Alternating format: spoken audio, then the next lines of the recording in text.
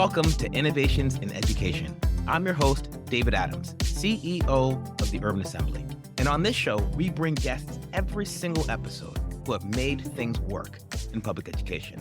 This show is about the innovators. This show is about the folks who are solving problems. This show is about making things work in education. Now, there's a lot of shows out there talking about what's wrong in the education systems, and those are great shows. There's some shows talking about what we're not doing well, and there's a lot to learn from those, but that's not this show. This show is going to be featuring educators who are making things work for young people and improving public education. I'm here with Jean-Claude Brizard. Jean-Claude is the president and CEO of Digital Promise Global, a global, nonpartisan, nonprofit organization focused on shaping the future of learning and advancing equitable education systems by bridging solutions across research, practice, and technology. Jean-Claude, you're the former senior advisor and deputy director at the Bill and Melinda Gates Foundation, where you focused on PK-12 education. You've also led strategy supporting Washington State's educational system. The Carnegie Corporation of New York honored you in 2023's class of Great Immigrants, Great Americans, a prestigious honor celebrating nationalized citizens who have enriched and strengthened our society. You received the Distinguished Aspen Institute's 2024 John P. McNulty Prize for your work with Asaye Aitsi. The award recognizes courageous leaders tackling critical issues from environmental justice and disaster recovery to addressing a national crisis of leadership in education. Jean-Claude is the former chief executive officer of Chicago Public Schools, and prior to his appointment in Chicago, you were the superintendent of schools for Rochester School District. Mr. Brizard, your experience also includes a 21-year career as an educator and administrator with the New York City Department of Education. You've served as a regional superintendent, supervising more than 100 schools in the great borough of Brooklyn, and also served as the system's executive director for its 400 secondary schools. You're a fellow at the Broad Center, a fellow of the Pahara Aspen Institute, and a member of the Aspen Institute Global Leadership Network. Jean-Claude, welcome to the show. David, it's a pleasure to be here. As you get older, the bio gets longer. It's amazing. This is why we got to read it. You know, somebody like you who's put so much into public education, we need to take some time to really recognize that I'm an elevator for our folks in the audience. Thank you. I appreciate it. Well, Jean-Claude, when I was doing my background and getting ready for the show, I happened on Digital Promise's website, and you have a list of your staff, and everybody had something they should be asked. And when I looked at you, what should I ask you about? I think the answer said everything. 30 years in the educational system, you know a lot. So tell me the story about your career. Yeah, David. So I studied chemistry when I was an undergrad in CUNY in New York City, of course, and couldn't get a job as a chemist because, with a bachelor's, you're not really a chemist. So I fell into teaching in New York City. And the first place I was assigned to teach was Rikers Island. I tell that story because it was sort of foundational to who I am as an educator. I met a young man, I'll call him Trevor, who couldn't do basic computation, couldn't do basic math, couldn't add, couldn't subtract. Within that one semester I was at Rikers, we worked together from February-ish until about May. This kid, I had him in pre-algebra. He was brilliant. So we lost a mathematician. And there's a whole story there. When I write my book, I'm going to call it The Sandwich, because there's a sandwich story there as well. So anyhow, this one young man, I lost him after lunch one day. He was picked up by the marshals, never saw him again. And which is why I went on the front end. I said, let me see what I can do to make a difference, but stay for a short amount of time. So I went to Bushwick, a middle school in Bushwick, IS 111 in Bushwick. Spent 4 years there. Then went to Westinghouse High School. It was called Hip Hop High. Westinghouse in Brooklyn. All right. Yes. Yeah. Jay-Z, Busta Rhymes, Lil Kim, all went to that before my time, of course, we're about the same age. But that school is where I became a principal. I was teacher there, assistant principal, and a principal. And then the rest of me is very much history. Carmen Farina, when she was original superintendent, found me, maybe a local instructional soup on the children's first reforms, and just kept moving the system. I tell people I applied for 2 jobs in my life in education. One was being a teacher in New York City. The second was applying to be superintendent to Rochester. I've been lucky enough, frankly. I've had great mentors and kept getting offers of jobs across my entire career. So it's been, 35 plus years in public education in the US. Jean-Claude, I actually had an opportunity to read your comic. So I was looking at the story of the Rikers Island and the student, and I understood that you went back and you're like, "Hey, I wanna talk more," and he was just gone. Is that Yeah, happen with Trevor? absolutely. So, I tell you the quick short version of the story.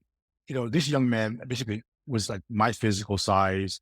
I'm 6'5", 245 pounds. So I'm not a small person.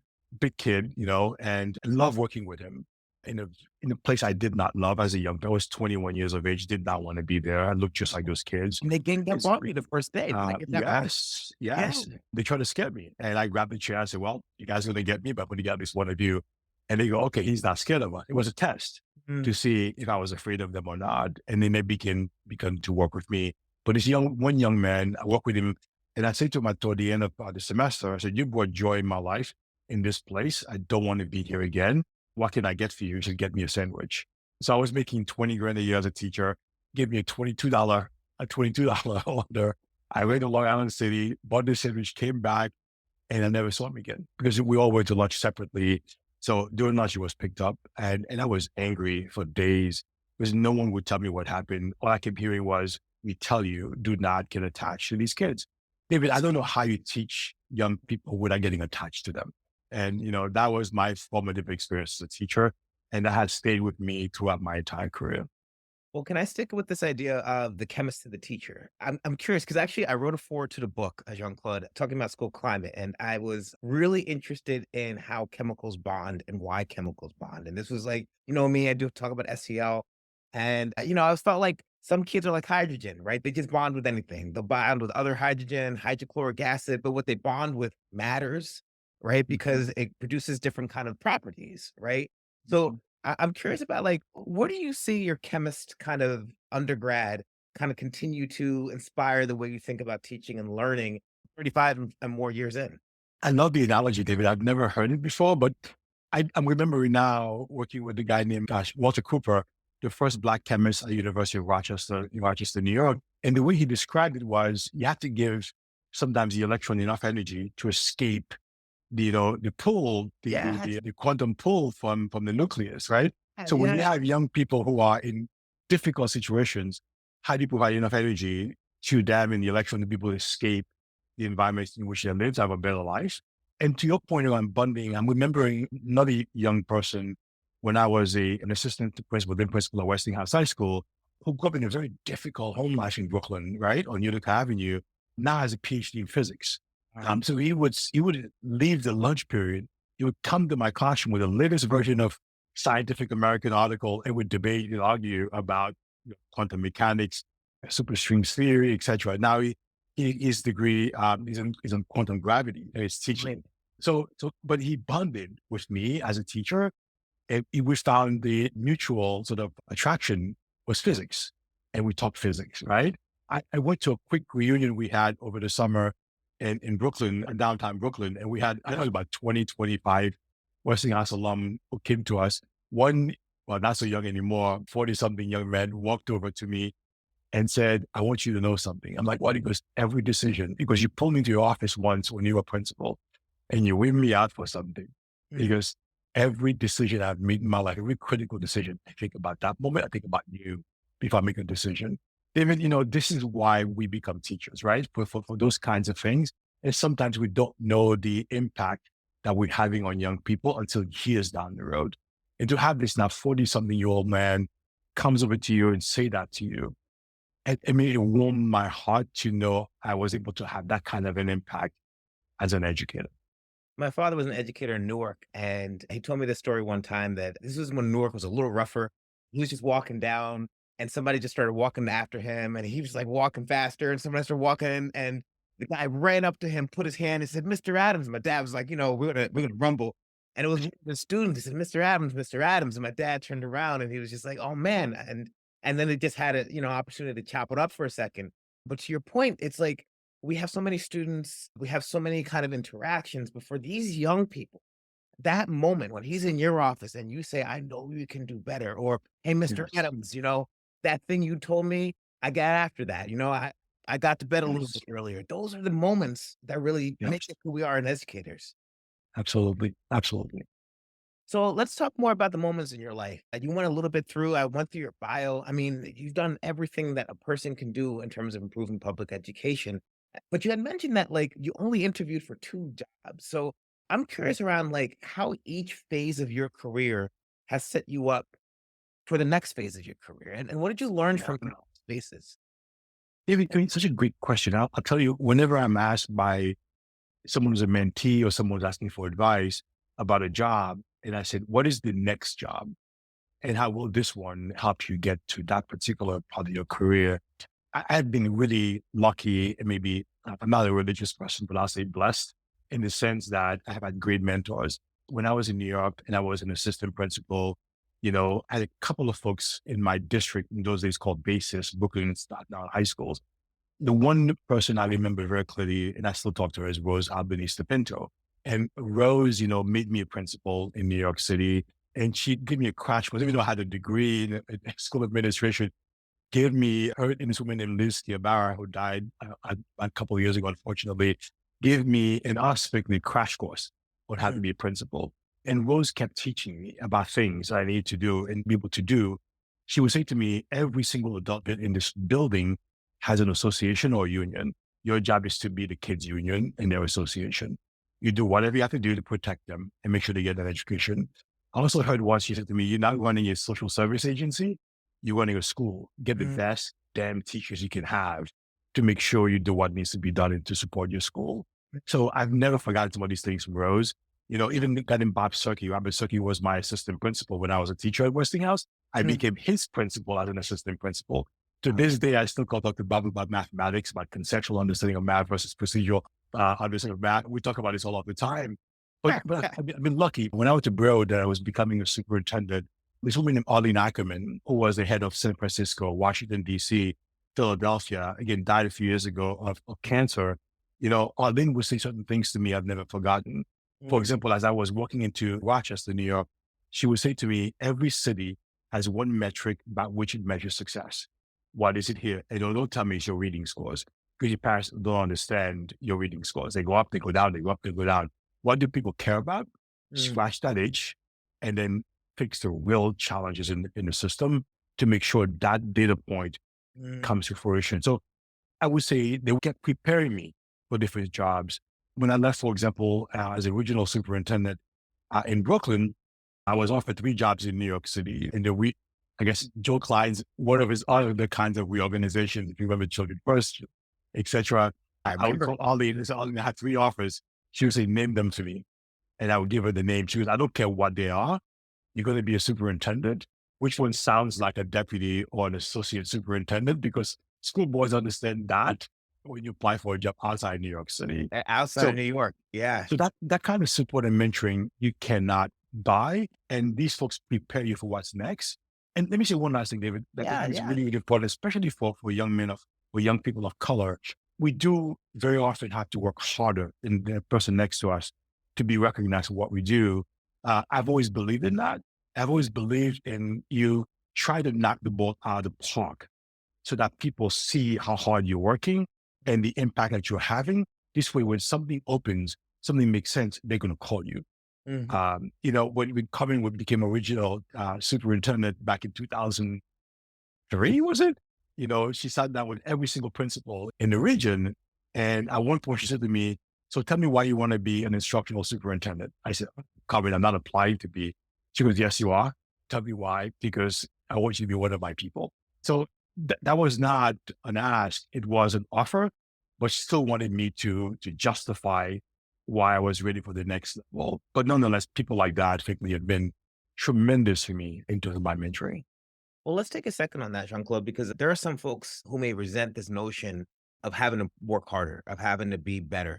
Why can't I be make it mediocre just like everybody else, right? So let me just put that back to you, right? Is it our responsibility to get better, or is it our responsibility to just be average? First of all, I don't think average is good for anyone, right? And I get that, right? At the same time, I'm also a realist. I mean, I've used to tell my kids when I was a principal, they do judge the book by its cover. Not everybody wants to hear that. I said, but they do, right? Whether or not it's the right thing or the justifiable thing. And I get the reason why we shouldn't have to do that.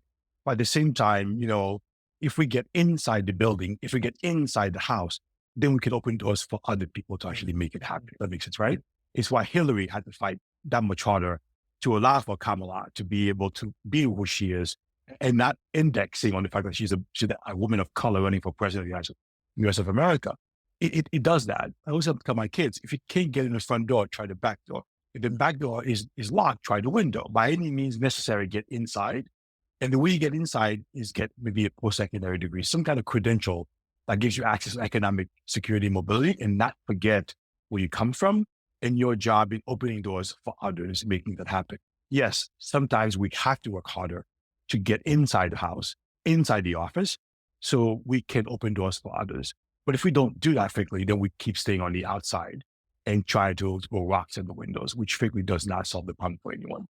Look, I'm 40, Jean-Claude, and so I don't want to talk about these young ones as if like, I'm in the 80s, 90s, 70s, but I do note that sometimes in the current generation, there feels like this space, I'm willing to just stand outside and throw rocks and then yell at everybody who's in rather than taking that seat, right? And saying, I'm going to work, I'm going to push so that I can create that opportunity. And I felt some frustration on that sometimes. I feel like folks are satisfied with just describing problems from the outside and saying, someday, somewhere, somebody's going to do something about it. Good luck. I'm just going to talk about it. I just wanted to throw that back to you because I felt some sense of frustration by this lately. I have a 22-year-old daughter who's brilliantly amazing, right? But she's a woman, she's a young woman of color. And we talk about this all of the time, that sometimes you do have to get there. So let me put it this way quickly. When Obama was president, right? I mean, he was pretty clear about no drama Obama, right? Yeah, You didn't see any controversies. So, I mean, he knew he had to set the bar higher, quickly. So no one could say Black president having all kinds of, challenges as a president. So he pushed that envelope even further. So it's easier for me to be who I am and what I've done because others have come before me, right? Yes. And those folks work harder than I have to. My hope is that my children will work a little bit less hard to have to do that. But for anyone, especially young people of color, or even young people who are poor, to understand that I can be average and be successful, you're running a fool's errand. The fact is that the world is the way it is. We have to keep fighting to climb the mountain. Yes, as we climb each mountain, it just makes it easier to sort of rope down for another to actually climb. Hopefully, maybe in one of our lifetimes, we'll have to work just as hard as the next person and be recognized for the skills that we have versus, even though we have the exact same skill, but because you're a person of color. Let me give you one last thing there, which is really important. It goes back to your really bit on social emotional learning, etc. We did a project at the Gates Foundation called the Value Commission. And we looked at, for example, two groups of graduates coming out of the same university, same program of study. So think both coming out of Columbia University, engineering, School of Engineering, right? And 15 years down the road, the group that is white male does a lot better economically than the Latino or African American or person of color is doing. So it's not one of degree, it's not one of program of study, it's one of being able to navigate certain kinds of environment, which is what we learn about things like tenacity, navigation, leadership, right? All the non-academic, some called durable skills, are so critical, frankly, in what begets success, what propels us. So when I say yell at my kids, you cannot wear your $100 pair of sneakers and a jacket and think that you are fly, you're going to get this job. No, you're going to wear shoes, you're going to wear a tie. I'm not wearing one today, right? To be able to walk into that place and present yourself in a way that, the next person will be maybe white male, may not have to do that. But the fact is, it is what it is. And we have to keep fighting harder. So the next person, the next group quickly gets an easier way to success. Well, you talked about the Bill and Melinda Gates Foundation, so I'd like to talk about educational reform if I can. There is this idea that happy families are all alike, but every unhappy family is unhappy in their own way. Is this true for educational reform? Is every reform unhappy in its own way? Are there some things that we can be proud of? Take me through this notion of what we've been doing in the last 30 years and some of the ways I've been successful and some of the ways that we struggled. Yeah. So I don't know if I would buy into this adage that everybody was happy the same way, but the itch has been scratched, and put it that way. Education reform is complex, right? So Michael Fullan was about to publish a new book on education reform in the last 50 years. I just finished reviewing the book for him, and I'm going to write on the jacket of the book.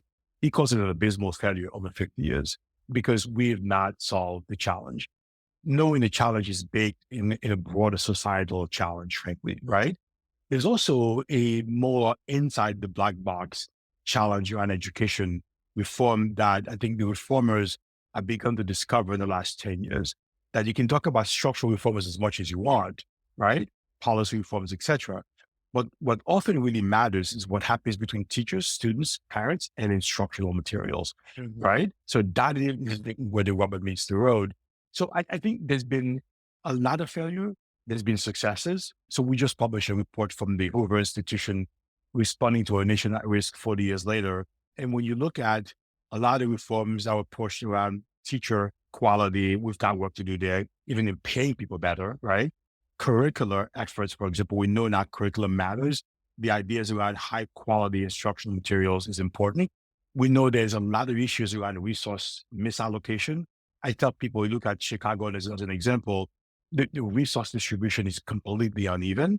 As you can imagine, you can slice it by parts of the city in geography where the wealthy, middle class versus poor actually live. But we know these things exist now, right? We're afraid to talk about it. I would say the biggest victory for me so far is watching the School of Psychology now talking to the School of Education. Yes. Right. And that never happened before. What I'm saying very simply is that we know a lot about neuroscience, how the brain works, right? We know that every single individual has a jagged learner profile. No two people are alike, right? Yet education has been built on the average person. So there's a lot that we know around like science of reading, for example, right? Which has been around for a long time, by the way, but we've rediscovered how important that is, right? In fact, my wife has a PhD from Columbia University in cognitive science.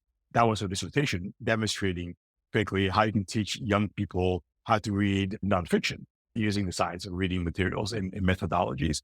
And she did a PhD like 15, 17 years ago. Yeah, it's been around. At Columbia. But anyhow, so we have a much better understanding. And so I think that is now beginning to really inform how we think about things like, how we design curricula, how we design pedagogical practice, how we train teachers. And I'll say one more thing, which is beginning to come to light, is assessment. Yeah. Right? Assessment right now is an event, right? It's the 3-hour test. You go and sit for something, right? And now we're beginning to understand ubiquitous learning everywhere. How do we credential all that kind of work, frankly, as it comes? How do we begin to think about embedding assessment in pedagogical practice? And of course, we cannot talk about artificial intelligence and emerging technologies. By the way, it's an obsession. Now, AI has been in education since 1975, so it's not new, but it's gone like hockey stick. The potential for what that could do around personalization, around really making the teacher job doable, right? Yeah. Lots of amazing improvements in education reform.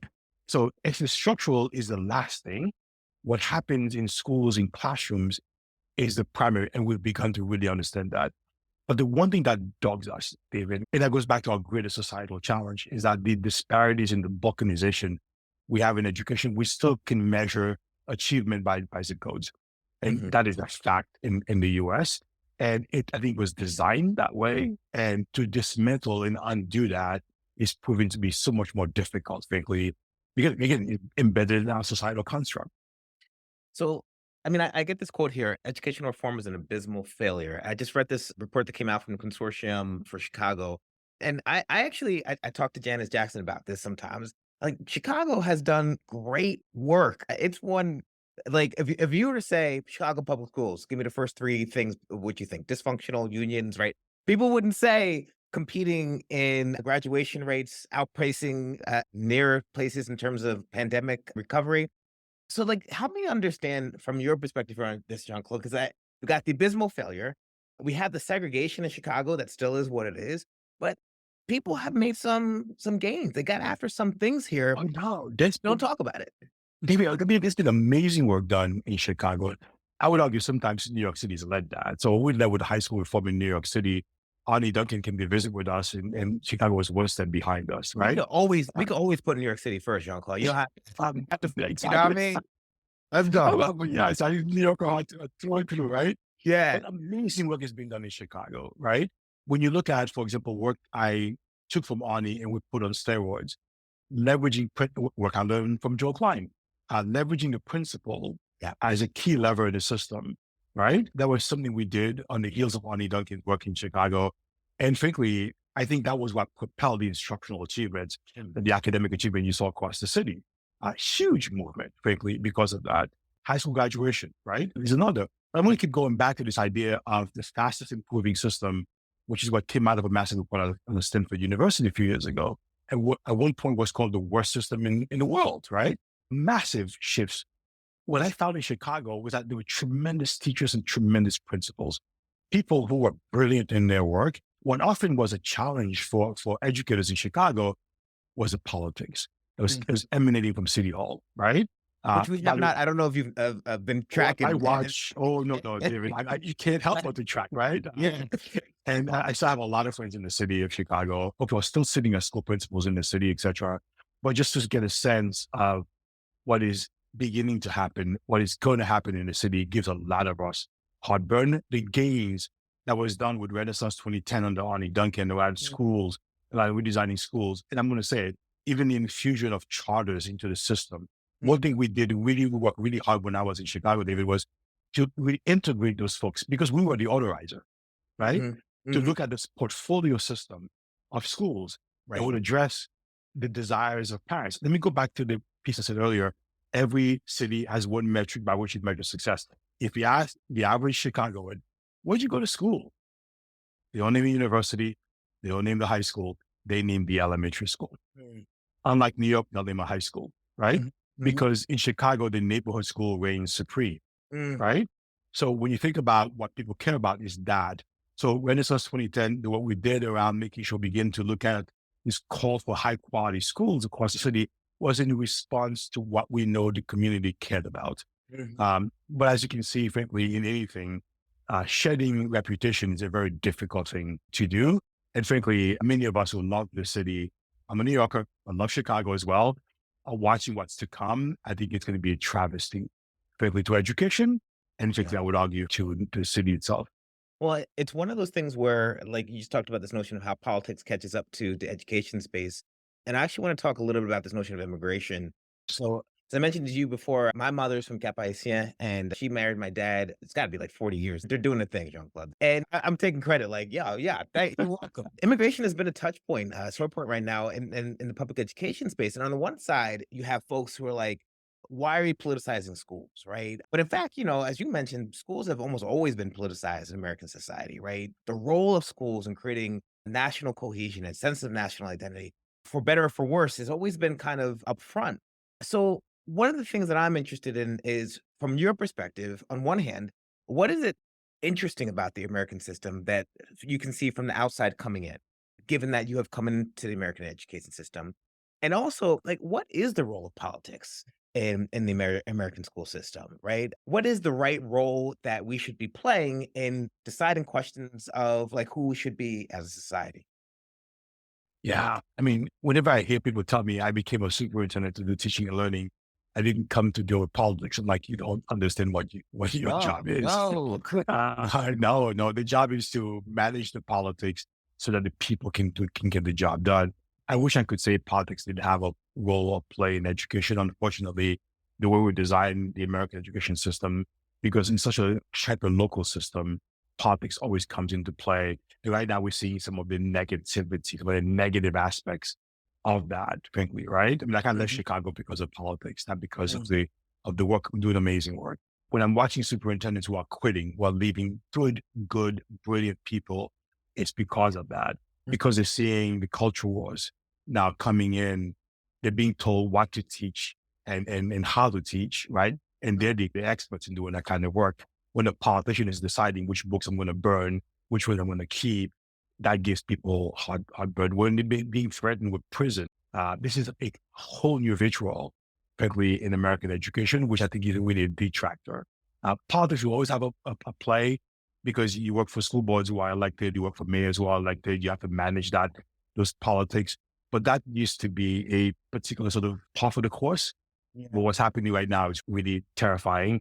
When you look at the call to abolish the U.S. Education Department, that tells you that people don't understand the role that this body plays. And frankly, it doesn't have enough power. You look at most ministries around the world, right? For good, bad, or indifferent. Yeah. I mean, they can push things through. Our system is so fragmented, it's difficult to get things done.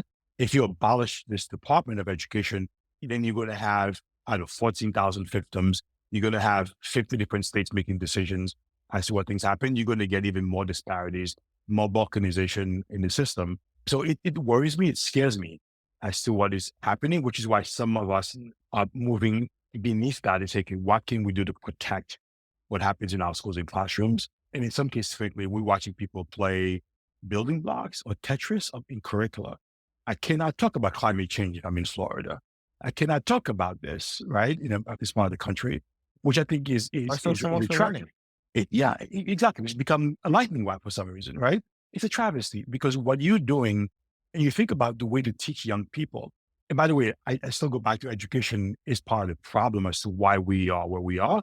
Because, I saw one of the best lessons in my life many years ago as a principal, where a teacher took an incident that was happening during the Iraq War and then lay on the table 4 different versions of the exact same incident, and ask the kids to read each one and then they get to argue what's the truth. So this is how you teach someone propaganda, how you teach them this idea of multiple text, multiple perspectives. When you have someone who just watches Fox News only, right, then they don't understand all the issues. They see a one-dimensional view of the world. That's what we have to do in education is come before that. I got to push back on this. So I was listening to the Intelligence Squared debates, and the debate question is woke education good for young people? So I think we have like a very animated right now, right wing kind of assault on what it is to be the truth. But there are some folks who are like, the woke approach to education where we are telling kids how to understand the world versus what you just talked about, laying out options for students to discern was also popular, especially coming out of the pandemic. So I want to throw this back to this notion of what is the role of our educator in education and preparing our young people to do the thing that you talked about, which is discern, understand truth from fiction, et cetera. That's exactly it, right? It's the idea of critical thinking. Yeah. It's the idea of holding multiple truths, right? And be able to reconcile Israel and Palestine, for example, right? And say, what is going on? Yeah. What's the history? It is ripe with minefields, but a good educator presents the multiple sides. I mean, I was told a long time ago, and listening to 2 sides of a story shows you there's more to a story than 2 sides. So when you think about that being presented in a way that, again, developmentally appropriate, right? I have a 9-year-old, I have a 23-year-old, right? So different slightly different conversations about what's happening right now in politics in the US. But when you present that to people, right? And by the way, it's not just a US perspective, it's a global perspective, right? Then the young people begin to be able to make decisions for themselves and be able to argue and question. I often argue the job of education is to teach young people how to question. And once you do that, then their minds are freed to make decisions, right or left, but they make decisions about who they are and who they want to be. Yeah. I'm really resonant with this idea because I feel like, and we know the concept of productive struggle education, zone of proximal Yes. development, this space where it's emotionally uncomfortable but cognitively stimulating. We've gotten to this place where the answer is, and you said hold 2 truths at the same time, right? Nuance, complexity. I think we're really struggling with this. And I think we struggled on the Yes. left coming in. And I think now the right just is embracing things in a way that's kind of obviously problematic. But I've watched folks say, like, this is right and this is wrong, as opposed to this is complicated and this is the best that we can understand it in order to inform how we Yes. can make decisions now. Yes. And then you can also take a look at, you read an article, and instead of looking at it as being the only truth, the solution should be to go and question, right? At the same time, we also have to teach people, and as Brian Stevenson, we keep talking about, to bring people to be proximate, right? I was talking to a fellow soccer parent here who was from New York City, which we became friends, right? I just want to name that you identified as soccer parent here. So I just want to, okay, keep going. I'm a basketball parent. I'm a All soccer. right. I have 3 boys too. So the oldest one is a basketball team. He's actually Gotcha. quite good at what he does. So yeah, this parent who is somewhat wealthy here in California, in the Bay Area. I mean, she said, I'm going to move out because, where we live in the Bay Area tends to be somewhat homogenous around not necessarily race, but around wealth. That makes sense. Mhm. I'm not wealthy, but there's a lot of wealth around us. And because of where she lives, she's like, I need my kids to be proximate to people of different races, different ethnicities, different economic condition. Again, she's from New York, so she's going back to New York City with her kids Welcome because I back. don't want my kids to grow up around this and think that is the world. Yeah. So how do we teach all people to understand? How do we get to know our neighbors? And I don't just don't mean the folks next door to us, but the people, our neighbors around the world, so we can lean into discomfort, right? We Yeah. talk about, for example, we want kids to be able to know how to collaborate. But Yes. can you collaborate along racial lines? Can you collaborate along economic lines? Can you collaborate on even nationalities, right? Yeah. So Yeah. can I put a Southeast Asian, a Chinese, a Russian, a French, and a British with you in a room and talk about strategy? Can you do that? That's the kind of development young people need to understand and live in a global society, that we're not an island as a country. As much as we see sort of nationalism being pushed, the fact is we're part of one planet. Mm, We are one people mm. across the world. This is something for my life that I felt like the military is very helpful for me. And it was not the racial lines, it was the geographic and class lines. It was really kind of sitting with folks who have very different perceptions of the world and different understandings of their place in it. I mean, actually sitting in my own kind of privilege, right? Folks like, I tell people this all the time, Jean-Claude. Folks saw me as going to Rutgers at the time, basic training as at Fort Knox, as a Northeasterner, number one, educated, number two, and then black person number 3.5-ish, right? And I never even sat with that notion of Northeastern versus coastal versus Kentucky. Not a notion to me, right? Educated versus as different kind of ways of credentialing our life experiences. And so I'm really resonant with that because I feel like in our real world, if you're a doctor, you're working with patients, and those patients come from a variety of spaces. If you're a principal, you work with parents. They come up from a variety of spaces. But I still feel like there's this inclination to balkanize, right? In New York, we're still the most segregated, one of the most segregated districts in the country, if not the most. Screens still tend to be an aggressive use in many schools where they're selecting students versus vice versa. So I wanted to elevate this one more time. You know, one of the things we just are doing here at Digital Promise is move from our DEIB conversations, which I found to be, it's been good, but it's been two dimensional. Mm, And I have a very, very multinational team here, right? So we hired this guy named Antonio Saunders, who's going to help us elevate and evolve in this idea of shared humanity. mhm, And we're not losing DEIB, we're not losing race conversations. But the question we're going to keep asking now is, instead of trying to mitigate, how do we look to design the world we want for our children and for ourselves, and the world we want for Black people, for brown mhm, people, right? So building versus mitigating is a shift in our conversation. And what that does too, it also recognizes that we are a multinational, multicultural organization. And how do we embrace our Southeast Asians, our Chinese, our European, our Afro-Caribbean? And by the way, it was one of the things I pushed on my DEI team when I first got here. I'm like, that was amazing. I know a lot about African American history.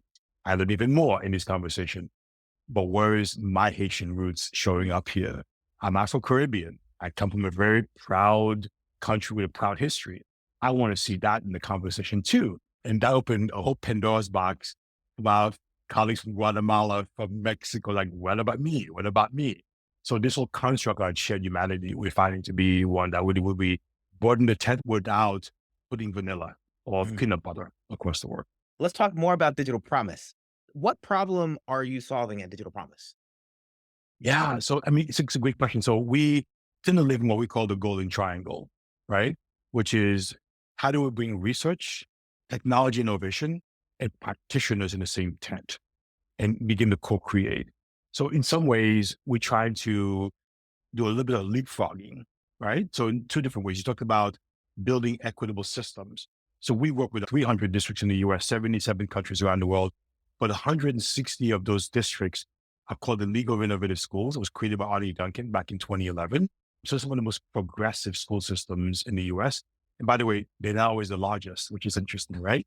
They're Mm, small, mid-size, etc. But what these folks do with our learning scientists and our technology experts is to create new ways of looking at the system to try to leapfrog some of the challenges that we have right now that we see exist. Let me give you a concrete example yeah. of what we just got started. Institute for Education Sciences, IES, just gave us $10 million to look at how we integrate the science of reading, artificial intelligence with 6 school districts. So 6 school districts who are using a particular product, the product is a mirror learning, and then we're going to find ways of working with these practitioners, teachers, principals who are using the product, sitting next to technology developers, right? Mm, And our research scientists, basically in iterating and elevating this product. as a demonstration. So we do a ton of that. And the goal effectively is to bring the science of reading to a whole different level, leveraging artificial intelligence. That makes sense, right? That's what we do. We work in that kind of system. Give you one more thing that we do with this amazing group called the Center for Inclusive Innovation.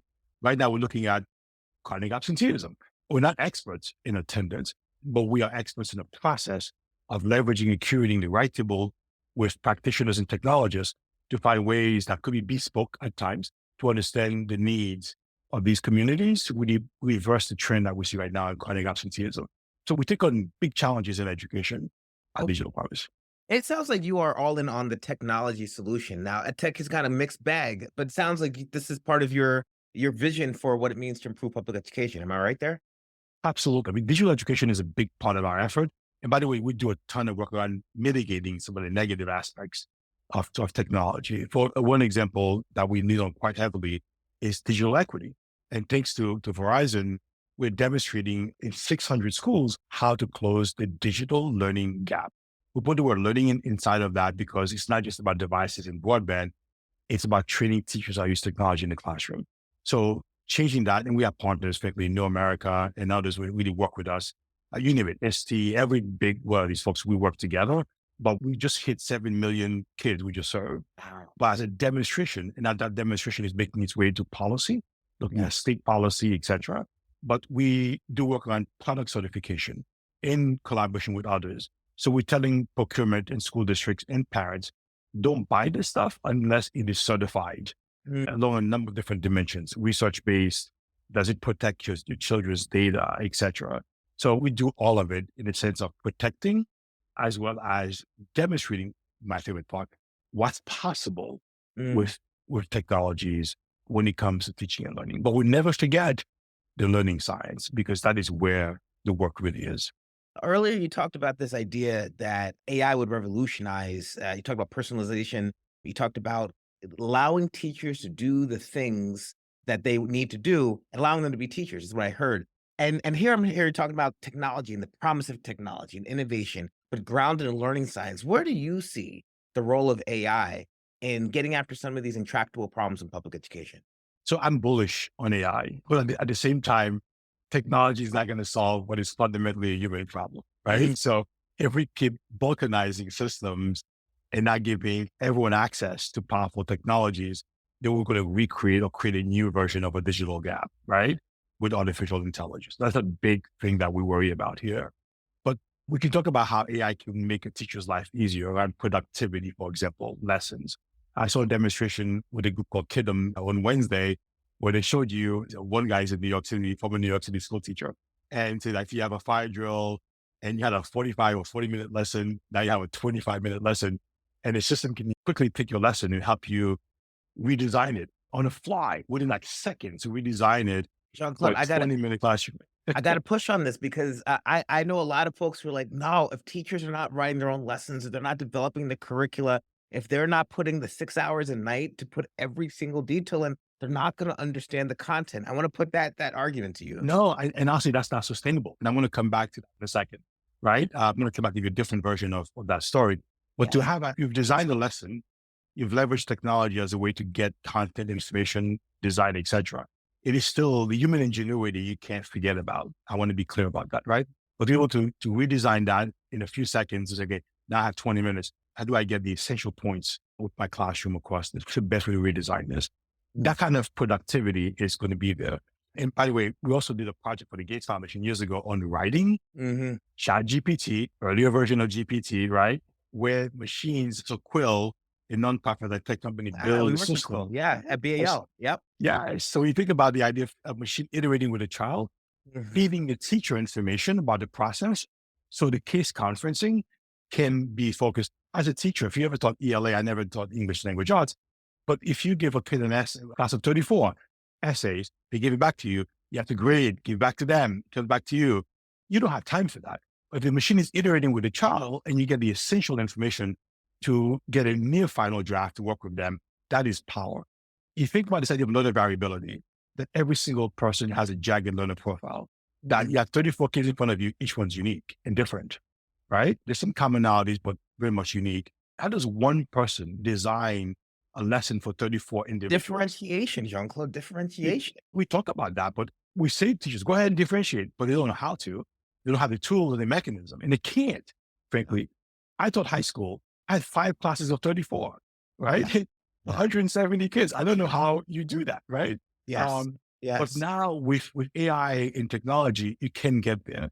You can also begin to collect information, data mitigation, privacy, All the notwithstanding. stuff. Yeah. But you think about the 24/7 life cycle of a child, what is happening beyond the school day, and now have a total picture of a child and what they're learning, and you can individualize and create for them. AI can help us do that. I'll give you one last piece that's important here. When you think about that kind of construct, it also begs the question that the current model of teaching is also obsolete and dated. As my colleague Carl Basil at ASU will say, Arizona State University will say, the one teacher, one pod cannot exist anymore.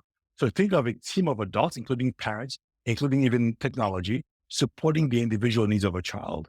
When we rethink how a school is designed, when we rethink the mental model, we make the teaching profession sustainable. There's so much here that's possible. I'm excited about. Yes, we have to mitigate. We got to be careful, but the potential here is absolutely powerful. Amazing, amazing. So I'm getting this passion and this urgency, right? Yes. And you said something, and I want to tell you something weird happened in the teaching profession in the last 20 years. And I just want to name this, and we'll go on to another question. But like, it became a martyrdom profession where, like, if you are not working 9 hours a day and 12 hours, you're not really about the life. You're not Yeah. really teaching. And truly, I've heard people say, like, David, I need to grade all those essays. And I'm like, do you? Do you? Or can we just give feedback to students so they can develop their skills, right? So I'm with you on this. And it became a weird thing. I don't know how it got there, but like people are just like, no, if you're not suffering, you're not teaching. And I was like, nah, I maybe That's crazy. Maybe I wrote a paper last year on digital transformation. And I said, transformation has come to dating. It has come to grocery shopping. It has come to taxi services. It hasn't come to education. The fact is our children live in a digital transformed lives. And the only place they don't really see it is in school. And they think, frankly, we're not bullish enough. Mm, You know, and by the way, I want to be sure I name this as well too. Education is human development. Learning is social. You mm, cannot remove the human beings from being in the loop of the work. The example I use, when we built the 737 MAX 8, we removed the human in the loop. Look what happened. We crashed 3 airplanes, right? yeah, I'm a commercial pilot, as you probably know from my bio, is that yeah. I want to be in the loop. I want to be in charge. And we've got to keep that. What I worry about are any technologies who think they can replace teachers with AI or technology. And my fear is that this is going to show up in low resource communities, in low resource countries. It is not going to happen where your kids go to school or my kids go to school. So that's a worry I have around technology, that which is where that sense of urgency Yeah. for me exists as well. Well, look, I'm a social emotional learning guy, Jean-Claude. I agree that we need to keep the human in the loop. I agree that human development is at the basis of what it means to teach and learn. All learning is social and emotional in terms of their interactions. And I'm also bullish on AI for some of the same reasons you're talking about. Just getting after problem sets, solving problems, making teaching a sustainable profession, and giving the students the best that they deserve with the best technology that they have. So before we get done here, I just want to think through one comment that you made. You had 787 autopilot, didn't go well, right? You have not only led many, many institutions, regional superintendents, CEO, but you are a commercial pilot. And so I'm curious around, we talked about chemist Jean-Claude, leader Jean-Claude. I got a sentence for you here. It says, flying a plane is like leadership because, and feel free to end that for me. Because you always have to well, one thing in particular, you have to stay ahead of the airplane. You got to stay ahead of your organization. You got to keep Mhm. looking around the corner. The moment you think you have nothing to do, the sequence of events will crash starts. And which is why the faster the airplane, the further ahead of it you have to be. The bigger the organization, the more impactful it is to the sector, the more you have to stay ahead of it. You have to remain as an outsider, which is what Joe Klein taught me when I was in New York City. Joe said to me before I left, always remain as an outsider in your organization so you can ask critical questions of your own organization. Mm. And that's what we do in aviation. We ask critical questions and we stay ahead of the airplane, which is why aviation is so safe. Let me just put one more extension on that analogy. I understand to be a pilot, you have to have great vision. Is that right? even like glass vision. Yeah. That's more military than it That's, is. this is my army coming back into you. Yeah. Yeah, it's not corrected vision to 2020. It's fine. But what a good pilot is their commander, right? They see multiple sides of the system. They can look at a set of dashboards and know what's going on. They also feel the machine and they know when it's not doing what it's supposed to be doing, right? So it's not just the technology, but they Yeah. also stick in with the machine and they're one with the machine. They know it. You can cover every instrument, but we're trained for that too. You can Yeah. cover every instrument and I can tell you when the airplane is ready to fly on a runway, just by the feel of the machine. That's what a good pilot is. Wow. Well, Jean-Claude, we started off this conversation talking about your background, your history, your leadership journey. We went into some kind of classical learning theory, talked a little bit about what does it mean to improve public education? What are our strengths in education reform? What are our challenges? We got into talking a little about digital promise and the work that you guys are doing in innovation and marrying students, researchers, practitioners together with technologists to improve outcomes in public education. Then lastly, we started talking about not only your life as a leader, but your life as a pilot and how you understand the relationship between what you're doing in the air and what we need to be doing for our young people. We're very, very, very excited to have you here today. And Jean-Claude, I want to give you the last word. The innovation that you're most proud of in your career is what? Being a teacher of physics and leveraging technology to bring what was very difficult conceptual understanding to be made concrete for a lot of young vocational high school kids. Some of them now are PhDs, some are engineers. That was a foundation for my life, was teaching in a high school in New York City. Well, thank you for all you've done in public education. We're very proud of you here in New York and all the things that you've done beyond. And thank you for coming on our show. David, thank you so much for having me. Thanks for listening to our latest episode of Innovations in Education, where we bring education leaders who have made things work in the education sector. If you like this episode, please subscribe so that you can hear more great content around innovations in education. I've been your host, David Adams, and have a great day.